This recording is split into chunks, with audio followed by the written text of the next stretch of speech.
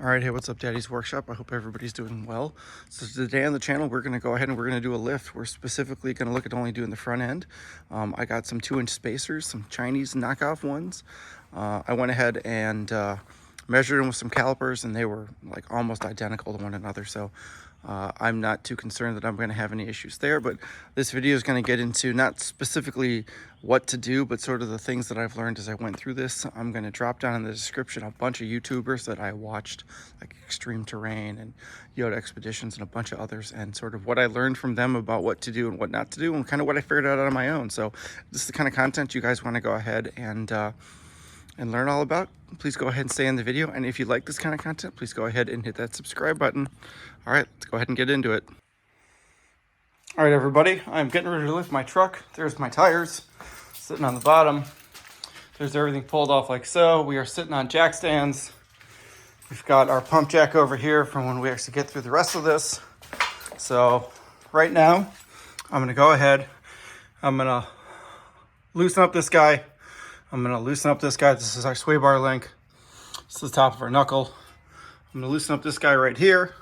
I'm gonna pull off all these little brake lines right down in here and go ahead and down all the way in there. So this guy here, there's one sitting right here. There's another one sitting here. There's another one sitting here. That way I have plenty of room for this to go ahead and move around. Once that is done, 14 mils to go ahead and pop this off. I believe this is a 19 mil, so I'll have a impact and a wrench sitting on this side. And then when that's done, we're gonna go ahead and take a block of wood, pop it right in here so that we can push down against the bump stop, push the lower control arm down. And then we are gonna go ahead and pop this entire assembly off, and we're gonna pop in our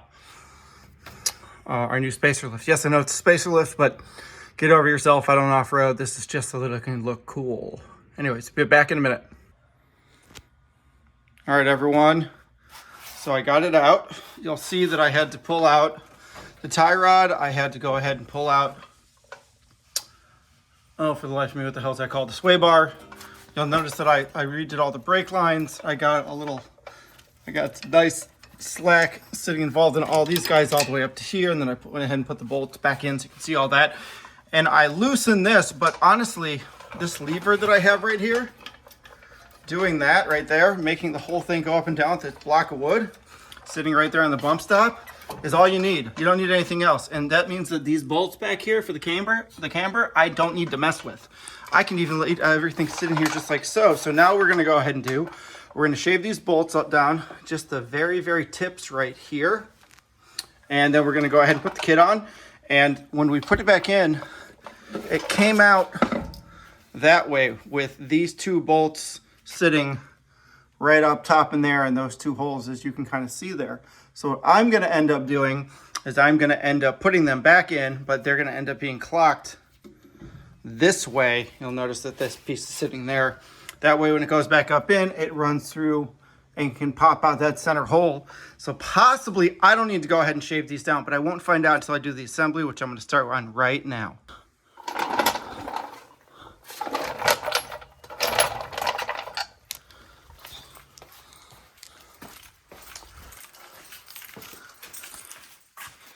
All right, everybody, so I just put the cap in. Now remember, these are 1 inch thick, and they ended up changing the geometry to make it 2. I went ahead and grabbed calipers here, and I checked it, and it was within like 0.03 of an inch.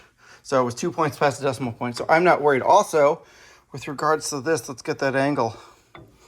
You see how it barely sticks over? I'm gonna go ahead and not even try to go ahead and take them down. You can see a better angle right there.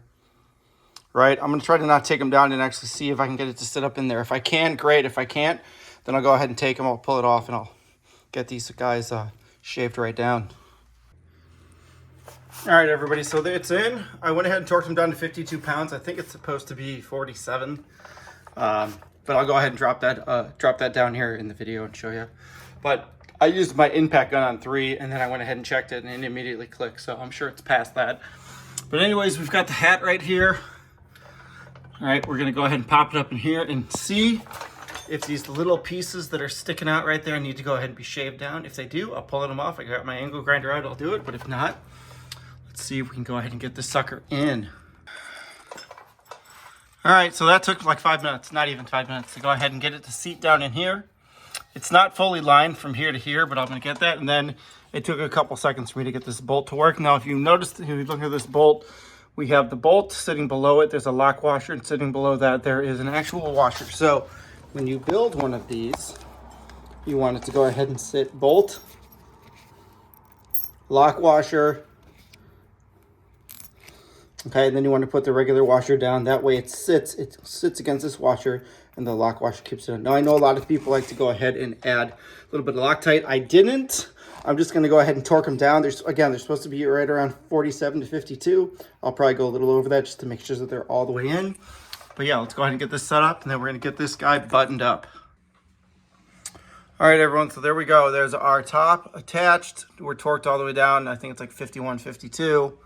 We've got our bolt sitting right there. We've got our top of our spindle on there. We've got our sway bar mount right there. We've got the rest of our bolts from our brake lines right there. We come down here, everything's still attached. Nothing broke, nothing's leaking. I did notice one little thing. So down in here, you see right in here, it's a little wet right there. I don't know why. I gotta do some research. I don't know if maybe I need to replace these drop links or not, but this little guy right here, a little bit of stuff came out, and I don't know why. So we've got our tie rod attachment right here. And the other thing that you might notice, so if you look right there, it's just about touching. Like, it's not, but it is so freaking close to be touching. It's like I can get a piece of paper to go through there. I know it's kind of hard to see from the angle. Maybe we'll come around like that. You can kind of see it's not really touching. It wants to touch. It's trying to touch. But I already tried it. I got a piece of paper to go right through there. Now, the full thing, this is full drop. So I'm not off-roading this thing. It's a pre-runner, but it's never going to go off-road. It's a 4x2. As you can see, there's no axle down there. So once this goes back up, the only thing I really need to go ahead and do is make sure it doesn't make any awful noises and squeak and feel weird and drive weird. And we are good. We are good to go. I'm just going to grab an alignment. Found one down the street for about $100, and that is that. All right, everybody, so here we go. So the lift is done. We've got a 2-inch lift in the front. We haven't done anything for the back. There's about a 1/2 inch difference between the front and the back, so I'm deciding what do I want to do? What do I want to go up? Do I want to leave it alone?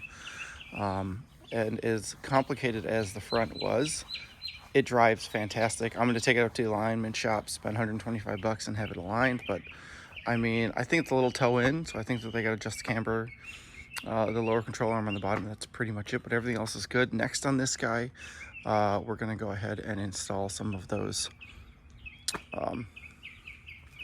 WeatherTech window pieces that go here, so that I can like drop the window and get a little bit of air in there. I'm also looking at, I've been testing out different tints. So this is a 15, or this is a 15, this is a 20. I live in Florida, so I can probably look at doing this. So what I think I'm going to go ahead and do is lighten this one up a little bit and see if I get good reflection at night when I drive. That's my big issue, is I don't like all of the bright lights when I drive at night. That's why I wanted to lift it. That's why I've got the tint on there and everything else. But other than that, I'm pretty happy. The truck drives nice and straight. It has no issues. And I'm definitely looking at continuing to do more things with it. Anyways, if you guys like this video, please go ahead and drop a like down below. If you're not subscribed, please go ahead and hit that subscribe button. We're doing all kinds of fun things on this channel. And if you have a comment you want to drop down, tell me what you think. You know, I am going to do a poll here soon on what color rims should be. I'm thinking like a copper or a brass. Nice big deep dish. Since this is a pre-runner and it's not going to go off-road, I'm not really worried about the 4x4 look. I think it looks awesome, but I'm not going to go off-road. And at this point, I'm very happy with this. It worked really well. I didn't have to shave anything. I am going to go ahead and check these bolts later today to make sure that they're all still good, to make sure all the bolts that I tightened are still good, and that they hit the foot-pounds that they were supposed to. And other than that, I mean, that's pretty much where we are. The truck looks great. I'm super excited. Anyways, again, leave a comment down below, and have a fantastic week. All right, hello there. So it's been about 3.5 months since we went ahead and we did the lift. So as you can see right here, this is the back. Again, as I said, I didn't touch anything. Here's the front, right? Everything's still sitting in there. It's all nice and good. We've still got plenty of room back here. You know, and as I had said earlier in the video, this thing's never at full drop. It doesn't go off-road. I don't really have any issues with that whatsoever. So again, 3.5 months. Any issues? No, none. Not a drop. I just had the tires rotated. I probably put close to like 5,000 or 6,000 miles on the truck since doing that and then doing this. We've done a bunch of state-to-state trips. As I said, I live in Florida, or peninsula to Atlanta or to Georgia trips. As I said, I live in Florida, but no issues, no problems whatsoever. I even went ahead when the tires were rotated. I asked the techs that did it for me, do I have any issues? Do I have any rubbing problems? Am I rubbing unevenly? And they're like, no, everything's almost perfect. So I'm going to be really honest with you guys. I didn't do an alignment. I didn't go spend 125 bucks. I drove it. It went straight. I didn't see any problems, any reason to go ahead and waste the cash to do that. I did do a quick measuring, and I'll drop a link down below as to a couple of Toyota guys that sort of do their own alignments and what they do. I think KFlo was probably the one I listened to the most, and there was another guy as well. I think he was up in like Canada or Minnesota or something. But all these guys did their own, and they said that there was nothing wrong. And based on the tire wear and the mileage that I put on it, I don't think that I have any problems. So I'm not really going to worry about doing that again. What I did want to show you guys was this sneak peek for what's going to be coming up soon. I'm sure some of these things you've seen before, you could potentially even go ahead and recognize a little bit. But that's what's going to be going on the truck here in the next probably week or two. We're going to get that going, and I'm going to walk you guys through all of that. So please go ahead and put a drop down below. Tell me what you think. Like the video, share the video. You know, if you like this kind of stuff, I'm going to be doing a bunch of Tacoma stuff here coming up. So go ahead and hit that subscribe button so you can see what we're doing. Oh, and one last little thing. I did end up going with the 20% tint that I had. Actually, no, 30. I ended up going with a 30% tint. And that matched the sides right here. And then this guy sitting up here was 15. But yeah, as always, go ahead and leave your comments down below. Hit that subscribe button. And I'll start posting some more stuff soon. Thanks all.